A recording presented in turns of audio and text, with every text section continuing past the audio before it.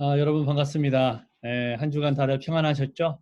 저는 여러분들 기도 덕분에 장흥선교 잘 다녀왔습니다. 또 영역교회 목사님도 잘 만나서 또 이야기 나누고 또 여러분의 기도와 또 우리 사랑 같이 전하는 그런 시간 되었습니다. 오늘 우리 이제 GBS 내용은 잠깐 볼 텐데요. 우리 GBS 내용 한번 통해서 좀 말씀의 은혜를 좀 누리시면 좋겠습니다.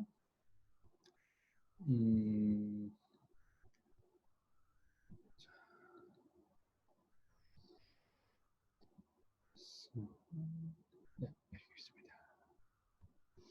자, 오늘은 우리가 예배는 저항이다. 예배는 저항이다. 이제 이 부분을 살펴볼 텐데요. 여러분 이제 우리 지난 시간에 요한계시록 통해서 예배에 대한 정의를 좀 살펴보고 또 요한계시록을 통하여서 우리의 주권을 어디에다 인정해야 되는지 이제 그 내용을 살펴봤는데요. 본문은 요한계시록 4장 1절부터 11절입니다.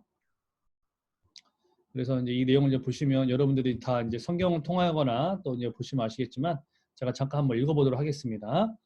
이후에 내가 보니 하늘에 열린 문이 있는데 내가 들은 바 처음에 내게 말하던 나팔 소리 같은 그 음성이 이르되 이리로 올라오라. 이후에 마땅히 일어날 일들을 내가 내게 보이리라 하시더라.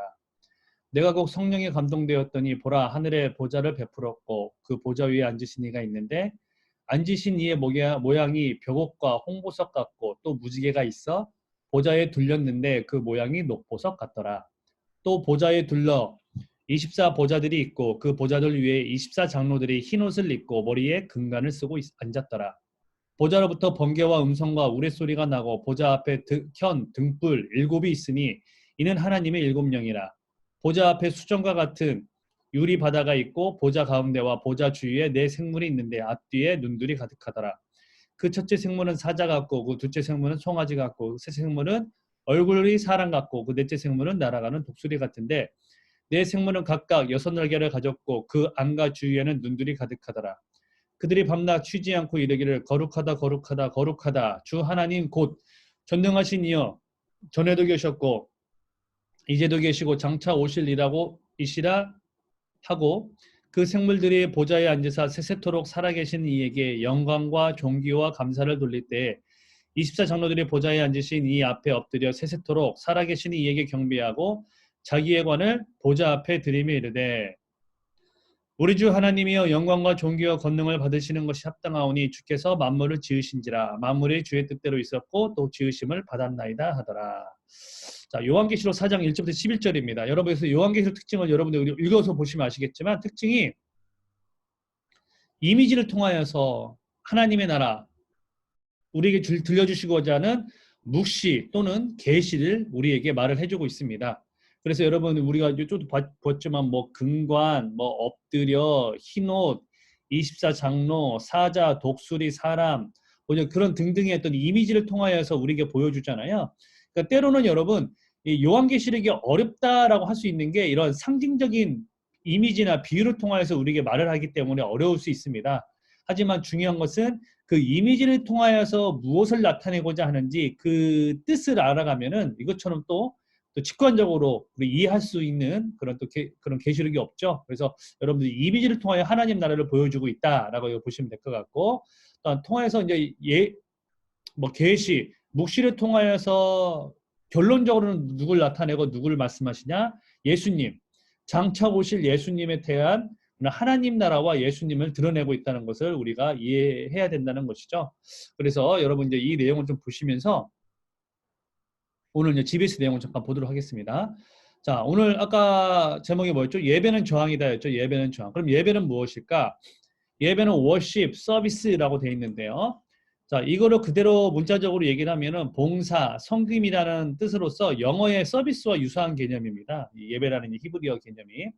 근데 이거를 조금 더 헬라어의 개념으로 이제 우리가 언어의 뜻을 찾아보면요. 프로스 퀴네오라고 말하고 해서 프로스는 뭐뭐에게 다가가다, 누구에게 투 이렇게 좀 여러분 이해하시면 좋을 것 같아요. 퀴네오. 그래서 입맞추기 위해 다가가는 것, 즉 무엇을 말하냐? 종이 주인에게 문안할 때 존경의 보시로 머리를 조아리면서 발에 입맞추죠. 우리 영화 이제 서양 영화 같은 거 보면은 그것처럼 예배라는 것은 엎드려 절하다. 이제 GBS 내용 이렇게 나와 있지만 조금 더 본질적으로 얘기를 하면은 종이 주인의 발에 입맞추기 위하여 엎드리는 것, 그것이 바로 예배라는 겁니다. 그래서 예배는 주인을 향한, 하나님을 향한 존경, respect, 경외, 이 모든 것들이 수반된 거룩한 행위, 엄숙한 행위라는 것을 우리에게 말을 해주고 있다는 것이죠. 그렇다면 우리가 오늘 요한계시록 통하여서 예배라는 이 뜻을 가지고 내용을 살펴보면 이렇습니다. 자, 오늘 요한계시록에 보면 아까도 말씀드렸듯이 뭐가 나타나고 있습니까? 환상, 이미지, 하늘의 환상, 또 땅에서 또 어떠한 걸 대표하는 또 뭐 24장로를 통한 어떤 이미지, 또 흰옷을 위한 이미지, 이런 각각의 이미지를 통하여서 하나님 나라의 모습을 우리에게 보여주고 있다는 것이죠. 자, 여기서 그렇다면 하늘 환상이 보여지는데 아까도 우리가 요한계시록 이미지라는 느낌이 있다고 말씀을 드렸죠. 24명의 장로는 뭘 얘기하냐? 구약의 12지파, 신약의 12제자를 비유함으로 하나님의 백성의 총합, 대표를 얘기를 하고 있습니다. 24장로. 자, 그들이 무엇을 하고 있죠? 그들이 절하를 합니다. 절. 누구에게? 하나님 아버지에게. 그래서 종이 주인에게 발에 입맞추며 엎드려 절하는 것처럼 우리의 예배는 영원한 주인 되신 하나님 앞에 우리를 굽복하여 주인됨을 통렬히 고백하고 엎드려 엄숙히 예배하는 것, 이게 참된 예배의 이미지라는 것이죠. 자, 그런데 그 중에 예배를 하면서 24장로가 진행했던 게 있어요. 뭐였죠? 머리에 쓴 금관을 그 앞에 내려놓습니다. 여러분, 금관은 말 그대로 통치권을 얘기합니다. 통치권. 자, 이 내용은 이제 얘기하려면 좀 많아지는데, 여러분, 창세기에도 아담에게 하나님이 무엇을 주셨죠? 통치권, 경영권을 주셨어요. 그렇죠?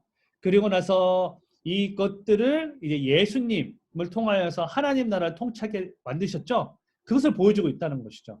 그래서 금관은 주권과 통치권을 상징하는데 그 금관을 하나님의 보좌 앞에 내어드림으로 우리의 주권, 우리의 주인, 우리 세상의 모든 만물의 통치자는 누구라는 것? 하나님이라는 것을 우리에게 보여주고 있다는 것이죠. 그래서 하나님의 주권 인정과 우리의 인생의 모든 것들이 어디에만 전념되어야 되냐? 유일한 하나님 나라의 주인 대신 하나님께만 있습니다라는 것을 고백하는 게 바로 이 예배, 하나님 나라, 하늘나라 환상의 이미지라는 것이죠. 그래서 오늘 요한계시를 통해서 참된 예배는 무엇이냐?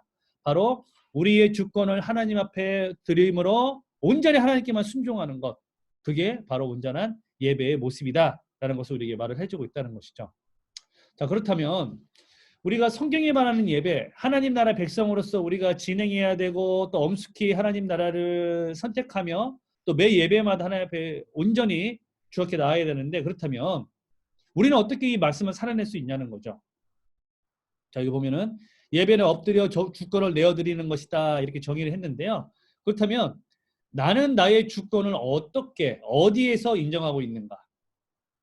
그러니까 여러분, 우리가 예배를 통하여서 예배당에서의 1시간, 뭐 길게는 2시간 일하는 시간을 통하여서 그냥 예배하는 행위로만 하나님께 예배드리면서 내가 이때는 하나님께 예배의 주권을 인정하지, 세상에서는 또 딸리 사는 것? 그것도 아니라는 거죠. 그렇다면 나는 나의 주권을 어떻게, 어디에서 인정하고 있는가? 예배당 안에서만인가? 아니면 세상에 나가선가? 나의 가정에선가? 나의 인간관계에서도 여전히 하나님께만 영광 올려드리는 삶을 살아가고 있는가? 이거 우리가 주권에 대한 인정에 대한 것들 관점에서 살펴봐야 된다는 거죠. 두 번째 질문은 무엇이냐? 그렇다면 하나님께만 예배하고 하나님께만 전념하기 위해서는 내 삶에 어떤 변화가 있어야 되는가? 일례로 나의 아내를 하나님이 나에게 주신 온전한 나의 배우자, 나의 아내, 또 다른 나라는 것을 인정하면서 아내를 나와 같이 사랑하고 있는가?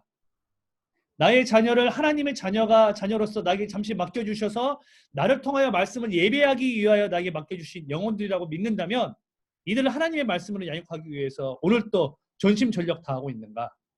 이러한 변화에 대한 것들을 우리가 물어보고 살펴봐야 된다는 것이죠.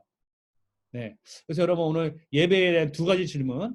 나는 나의 주권을 어디에, 어떻게 인정하고 있는가? 두 번째, 하나님께만 전념하기 위해, 하나님께만 예배하는 인생이 되기 위해 나에게는 어떤 변화가 필요한가? 이것을 우리가 좀 고민 한번 살펴봤으면 좋겠습니다. 자, 오늘은 이 정도로 여러분하고 GBS 내용을 살펴보고요. 조금 후에 우리 목자 모임 때 같이 만나서 또 교제하고 또 이야기 나누는 시간 갖도록 하겠습니다. 여러분 수고 많으셨고요. 좀 이따 인사드리도록 하겠습니다. 감사합니다.